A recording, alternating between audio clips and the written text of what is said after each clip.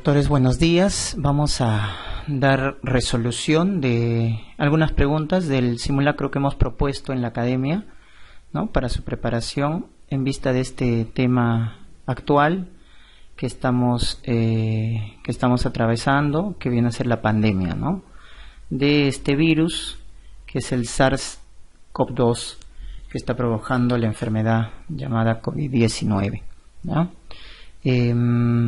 Vamos a ir comentando cada pregunta, sin antes decirles pues que básicamente hay muchos datos inciertos. Todavía estamos conociendo muy bien a este virus porque recién tenemos, ¿no?, poco tiempo de su presentación infecciosa, clínica, etcétera. Son casi prácticamente 3 meses a más días, de los cuales pues las investigaciones, los documentos científicos recién se están consolidando, ¿no? Y algunos datos pues son discordantes, sobre todo en cuanto a la parte epidemiológica, ¿ya? Por eso vamos a tener mucho cuidado con esos detalles, buscar tal vez una alternativa más adecuada. Por ejemplo acá, ¿no? Esta es una pregunta muy discutida y es correcto porque los números van cambiando conforme va avanzando la infección, va avanzando la enfermedad. Y de acuerdo al país, de acuerdo al contexto geográfico, etcétera, va a ir cambiando lo que viene a ser la epidemiología, como les mencionaba, ¿no? Y tal es así que si nos preguntan la tasa de letalidad global en promedio producida por la infección de coronavirus, creo que la respuesta más correcta no es dar un valor o todavía un rango absoluto, sino todavía podríamos decir que es incierto, porque estamos viviendo la pandemia, ¿no es cierto?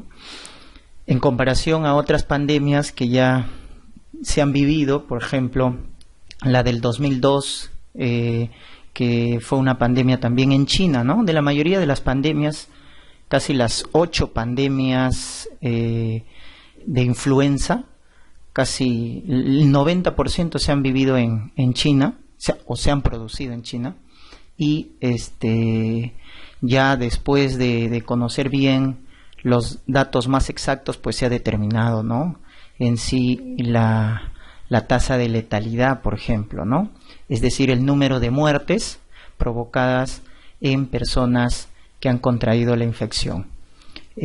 Tal es así que en el 2002, esta pandemia del SARS-CoV, del primer coronavirus que dio, en este caso esta pandemia del 2002 en China, la tasa de letalidad fue del 10%, ¿no? En comparación a la del 2012, la del MERS-CoV, en este caso la que se originó ya en Medio Oriente, en Arabia Saudita, fue del 30%, ¿no? Entonces, estos números o cifras, como les menciono, ahora atrevernos a decir un valor absoluto sería algo un poco incierto, ¿no?, porque no se conoce todavía el impacto global de lo que va a conllevar esta pandemia. Todavía seguimos con reportes cada vez más de los pacientes infectados, ¿no? Y hablar de números, hay varias fuentes bibliográficas, pero una de ellas que creo que nos está dando unos datos más cercanos a lo que se está produciendo en esta pandemia es de la Universidad Johns Hopkins, que ha creado un programa digital en el cual podemos ver en tiempo real, como está acá, por ejemplo, para el 8 de abril, lo que viene a ser el total de casos confirmados de las personas que están infectadas por el SARS-CoV-2 y el total de muertes también, ¿no? Entonces con ello podemos calcular la tasa de letalidad, porque recuerden que la tasa de letalidad es el número de muertes con respecto al número de personas infectadas. Entonces si yo veo acá, por ejemplo, para el día de hoy, que el número de muertes es 87.000 aproximadamente y el número de infectados es 1.495.000, entonces yo divido esto de acá, ¿no?, el total de muertos entre el total de casos infectados. De paso estamos repasando lo que es la tasa de la letalidad y lo multiplico por 100%, y eso vendría a ser la tasa de letalidad, que más o menos si ustedes calculan y hacen ese ejercicio les va a salir 5% actualmente, y esto ha cambiado, por eso les decía. Entonces actualmente nos podríamos afirmar que actualmente al día de hoy la tasa de letalidad bordea el 5%, ¿correcto? El 5% a nivel mundial, a nivel global, según estos datos, pues, ¿no? Que son los más cercanos a lo que se está produciendo en esta pandemia. Al inicio, por ejemplo, la tasa de letalidad era más baja, se estaba reportando un 1 a 2%, luego fue incrementándose porque obviamente hubo mayor número de pruebas en los pacientes y eso incrementó a un 2, a un 3%, y miren, estamos llegando ya a un 5%. Entonces, como les decía, estos números son variables, ¿no? Ya cuando pase la pandemia vamos a ver el impacto final. Miren, los países, ya son 184 países que están afectados. Creo que solo a la fecha, solo 19 países solo no están dentro de los países afectados por esta infección. Estados Unidos ya encabeza la lista como el país que tiene mayor casos. Después está España, Italia, ¿no es cierto?, donde la tasa de mortalidad, la tasa de letalidad ha llegado hasta el 10%, ¿no?, donde hay muchas teorías, población longeva, muchas comorbilidades, etcétera, ¿no? Luego está Francia, miren, también Alemania, y en Alemania ocurre algo muy especial, en el sentido de que si bien tiene alto número de casos, ¿no es cierto?, confirmados, la tasa de letalidad ha sido baja, 2%. Entonces habrá que ver ahí qué es lo que se ha tomado como acción, y obviamente su sistema sanitario, que está mejor implementado, desarrollado, de alguna manera explica lo que viene a ser su tasa de mortalidad baja, ¿no? Muy bien. Entonces, les recomiendo siempre que se actualicen con este aplicativo, porque nos da la tasa aproximada. En Perú, ¿qué es lo que pasa en Perú? Por ejemplo, este reporte al 4 de abril nos puede hablar también de algo similar. Miren, ahí está a nivel mundial, 1 millón de casos confirmados, 56.000 defunciones, tasa de letalidad, miren, 5.4%, ¿no? En el Perú, para el 4 de abril, estaba en 2.281 confirmados, 83 defunciones, tasa de letalidad 3.6%. Por eso les digo que es muy variable, ¿no?, hablar de una tasa de letalidad uniforme, ¿no? Va a variar de acuerdo al país, al número de pruebas que se le está haciendo a las personas. En la mayoría de los países se está haciendo los test, las pruebas, ¿no?, tanto moleculares como las pruebas rápidas, a personas sintomáticas. En otros países se están haciendo a personas asintomáticas, que ya se ha demostrado que son fuente de infección. Las personas asintomáticas, hasta el 50%, pueden ser fuente de infección. Es por eso que una de las medidas que se está haciendo es tomar pruebas a personas asintomáticas, ¿no?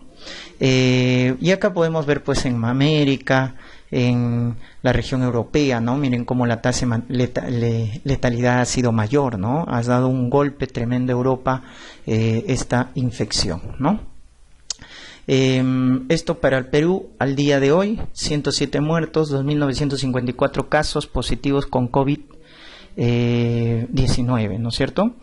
Que ya tienen confirmado la enfermedad COVID-19, y todavía se mantiene la tasa de letalidad de un 3.6% para Perú. Por lo tanto, responder esta pregunta, como les digo, es muy variable, ¿no? Hablar actualmente de un número absoluto, actualmente podemos decir que a nivel mundial, global, llega a un 5%, pero esto ha ido cambiando. Como les he dicho al inicio, ha sido 2 a 3%, que es un dato, por ejemplo, que si lo revisamos en China, lo revisamos en otros buscadores como Dynamed, UpToDate, mencionan 2 a 3% de letalidad, pero actualmente ya estamos en un 5%, ¿no? Pero todavía creo que para una pregunta de examen, creo que la mejor respuesta sería la E, para no entrar en conflicto de acuerdo a las diversas fuentes, pero que nos llevan, pasado esta pandemia, ya dar la cifra real, ¿no? El impacto global. Creo que la mejor clave es la E. En esta pregunta del periodo de incubación, acá sí no hay nada que discutir. Ya está demostrado que el tiempo de incubación, o sea, el tiempo del ingreso del virus hasta el inicio de los síntomas, aproximadamente es de 2 a 14 días, ¿no? Promedio 5 días. Promedio 5 días. Ese es el periodo de incubación. Y en ese periodo de incubación donde el paciente no tiene síntomas, ¿no? Muchas veces es fuente de contagio el paciente. Por eso es que el aislamiento ha sido una medida sanitaria que se ha implementado en casi todos los países afectados, porque no se puede controlar a una persona que no tiene síntomas, ¿no es cierto? Y es una fuente de contagio importante para esta enfermedad, porque como les había mencionado, ya hay estudios que han confirmado hasta un 50% que la fuente de contagio son las personas asintomáticas, ¿no? Muy bien. Posiblemente el hospedero intermediario de la infección por SARS-CoV-2, que esta es la pandemia del 2019, ¿no es cierto? Hacia los humanos, ¿quiénes fueron? Correcto. Muchos marcaron murciélagos, sí. Ya solo algunos han marcado pangolines.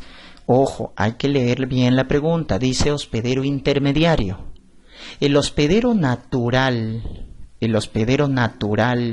hospedero primario de los coronavirus, que es a la familia que pertenece este virus del SARS-CoV-2, es los murciélagos. Ese es el hospedero natural, el hospedero primario. Cuando nos dicen el hospedero intermediario, quiere decir que el virus saltó de los murciélagos a otro mamífero. Y acá también no hay una evidencia absoluta, pero hay algunos estudios que ya han demostrado, mediante estudios genéticos, que el virus del murciélago saltó a estos mamíferos que son los pangolines y luego ya pasó a los seres humanos, ¿no? Y luego fue el contagio ya entre seres humanos a través de las vías respiratorias, ¿no? A través de las gotas cuando la persona tose o estornuda, ¿ya? Entonces, hospedero intermediario pangolines. Incluso algunos estudios también han hablado como hospedero intermediario a las serpientes. También hay evidencia de serpientes, pero creo que pangolines es una buena respuesta porque hay ciertos estudios que lo avalan.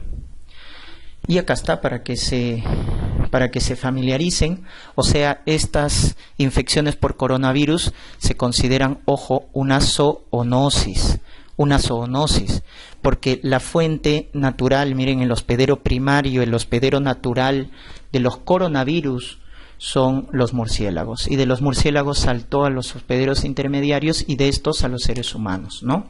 Por ejemplo, en el caso de la otra pandemia del MERS-CoV, el hospedero intermediario fueron los camellos, los dromedarios. En el caso del SARS-CoV del 2002, ¿no? Fue mamíferos, ¿no? La civeta de palma, etcétera. Y en el caso de este nuevo coronavirus, el SARS-CoV-2, algunos estudios han avalado la presencia o la participación de los pangolines, ¿no?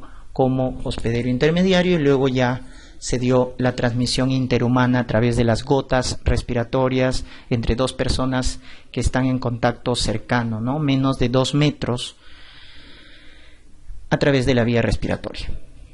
Dentro de las pruebas de función hepática, la alteración más importante que se ha registrado en los estudios por enfermedad de COVID-19, ¿cuál es? Si bien es cierto que la principal clínica de la enfermedad por COVID-19 es respiratoria, el paciente hace fiebre, tiene tos seca, tiene fatiga, ya en los casos graves hace neumonía o muy graves hace ya el síndrome de distrés respiratorio agudo, ¿no?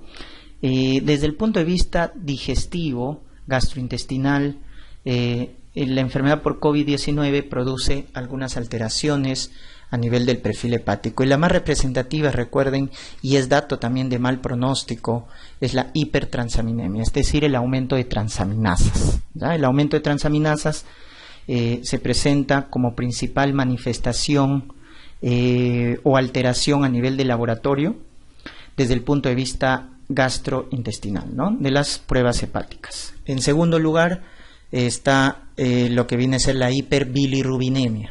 ¿Ya? En primer lugar, aumento de transaminasa. Segundo, hiperbilirrubinemia. Y ya cuando causa falla hepática, obviamente va a dar prolongación del tiempo de protrombina, que también es un marcador de mal pronóstico. Cuando ya se prolonga el tiempo de protrombina, que ustedes recordarán, lo hemos visto en gastroenterología, es un marcador de falla hepática precoz. Esta es una pregunta también que les podrían hacer en un examen, ¿no? Mencione la comorbilidad asociada a enfermedad grave por el coronavirus, por el SARS-CoV-2. Ya los estudios han demostrado, ¿no es cierto?, que hay muchas comorbilidades que empeoran el pronóstico de la enfermedad por COVID-19. Dentro de ellas tenemos a lo que viene a ser, ¿no es cierto?, el paciente con enfermedades cardiovasculares como hipertensión, como paciente con cardiopatía isquémica, ¿no es cierto?, angina, paciente con cáncer, paciente con enfermedad pulmonar crónica, paciente con obesidad, enfermedad hepática también, enfermedad hepática.